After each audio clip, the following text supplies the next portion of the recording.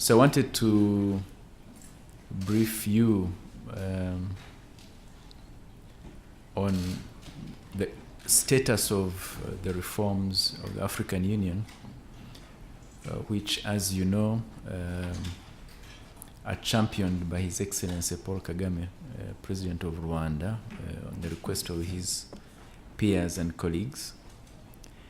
The series of reforms have been ongoing for some time. They began with reforming the vision, mission of the African Union to focus it on programs and problem of a continental nature.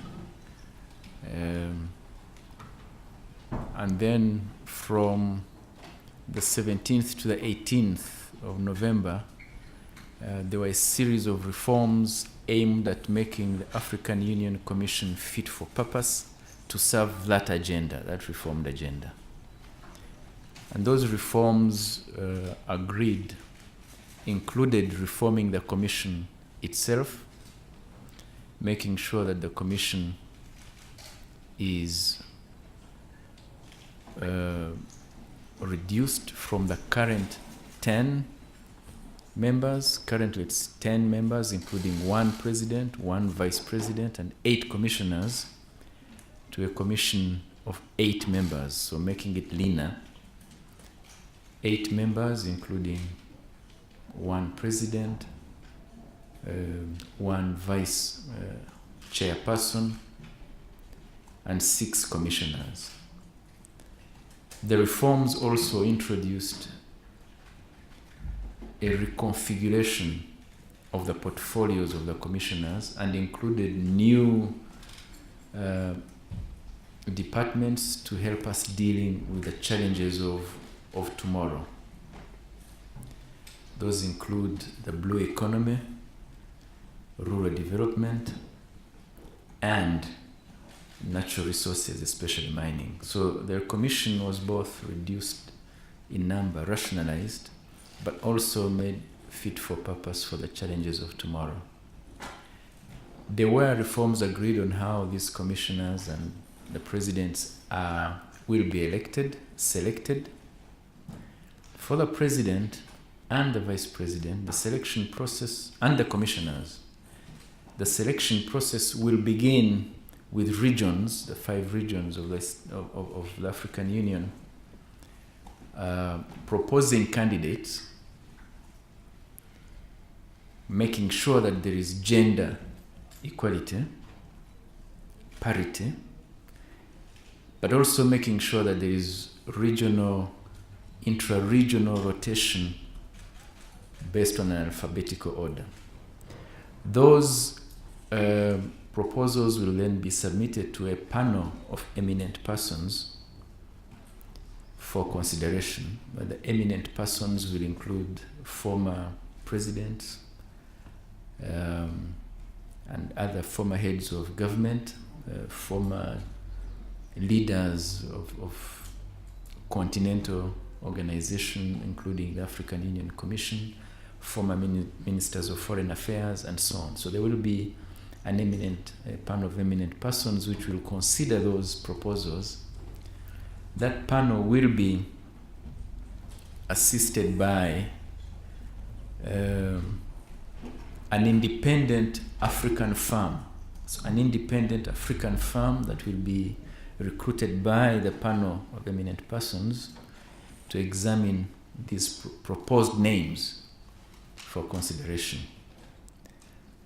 The people shortlisted for the African Union chairperson and vice chairperson will then have a chance to speak to Africans in general. There will be televised debates across the African continent for them to share what their vision for Africa is, what they intend to do. And then they will also go to the assembly of heads of state, who are the ones who make the final choice. But these people will be given a chance to also express their vision and mission, how they want to do to the assembly of heads of state. So that will be for the chairperson and the vice chairperson. The commissioners will also be selected by their regions, go through the process of endorsement by the panel of eminent persons, assisted by the firm, an independent African firm, but they will be selected by the Executive Council, which is composed of ministers of foreign affairs, by delegation from the heads of state. So that mode of selection was agreed, but the reforms also introduced a way for termination of non-performing officials, because right now there's no clear procedure as how to terminate somebody who's not performing. And it was agreed that the procedure for termination will begin with at least 4 member states, coming from regions, except for the region which does not have its national as either the chairperson or the vice chairperson or the commissioner. So those member states can begin termination proceedings based on incompetence, gross incompetence, or some other things, and the termination will have to be accepted by the heads of state for the chairperson and vice chairperson.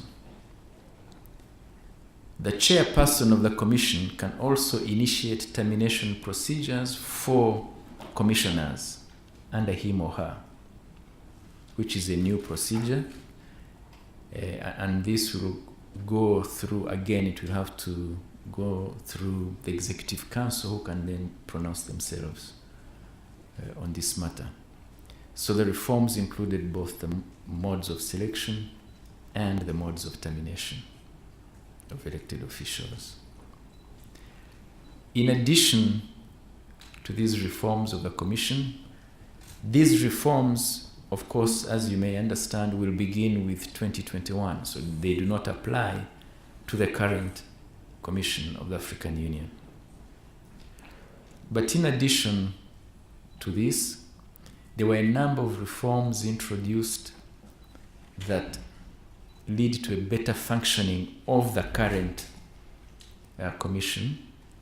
Those include reforms within the financing and human resource management of the Commission itself, as well as any other reforms that may come before the summit later on. So there were a number of reforms that affect the current Commission. I won't go into the details of all these reforms. Another critical component of the reform agenda, as you know, is the financing of our union. And on the margins of this summit, there was a launch of the AU Peace Fund. The AU Peace Fund is aimed at financing activities, peacekeeping activities of the African Union, and it was launched a long time ago. It was launched in 2013, but it has not really been active. And through the work of the African Union Summit, the Commission, assisted by Special Envoy on AU Financing, Dr. Donald Kaberuka, there's been a momentum now, which culminated in the launch of the AU Peace Fund. The fund currently has about $60.5 million contributions from member states, and is expected to reach about $100 million by February 2014. That's possible. So this was historic. But in addition to the AU Peace Fund, the summit also agreed on a new sanctions regime for member states that do not meet their obligations on time. And so a new sanctions regime was agreed and will begin to take effect, so that people actually deliver on their commitments, and if they don't, there are consequences for that non-delivery. The reforms not only included the Commission and financing, they also included a number of other organs. So the NEPAD, which is a development agency, was turned into the African Union Development Agency, a new with a clear mandate for leading the development of Africa. This was an important reform. There will be more work done on internal restructuring of this agency, but this was agreed that if Africa needs one agency that leads her development agenda, and so this African Development Agency was agreed. And finally, the African peer review mechanism, which is a mechanism that examines governance on our continent and reports to all of us about how we are doing, either doing well or doing badly. This mechanism was fully mainstreamed into the African Union, including into its budget. So member states will fund this agency, this mechanism, and hopefully all countries will join it. And this mechanism will be providing the State of Africa governance report on a yearly basis. There were other discussions held about how we hold discussions with our European partners, but that in general were the reforms agreed at the last summit. The reform process continues. There's still some work that needs to be done on other organs of the Commission, including the Parliament, the Court of Justice, human rights bodies, and other agencies. So that's a work in progress. But this was an important step on our reform journey. So why don't I stop there, and I will take any questions you may have. Asante sana.